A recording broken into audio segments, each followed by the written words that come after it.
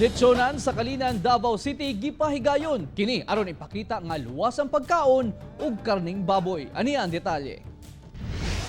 Gipangunahan sa mga opisyal sa City Veterinarian, Barangay ug mga hog racer.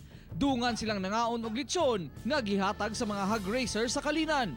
Buot nilang ipakita nga luwas kaunon ang mga karning baboy sa maong lugar. So pakita aron sa tao dili lang sa barangay district Kalinan kung dili sa tibok Davao na nga frita mukaon og baboy dili makadaw sa sama sa gisulti ni Doktora Pinili o ni Doktora Biliperting safeta. Ang mga bisita, perting lipaya sa kumbira, kay libreng ipakaon ang napulo ka mga lechong baboy. Wala. Kaon ito. Labi, Okay kayo. wala ka nahadlok sa ASF. Wala. Ay, lami jud kay mga baboy. Nya uman, labi kay libre pa yun. Libre pa jud. Tulo naman ka barangay ang nasudlan og ASF sa Kalinan District. Pero ang barangay Kalinan, ASF free pa hangtod karon.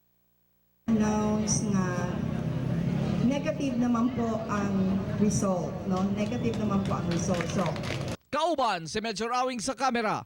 Ako si Real Soroche para sa One Mindanao.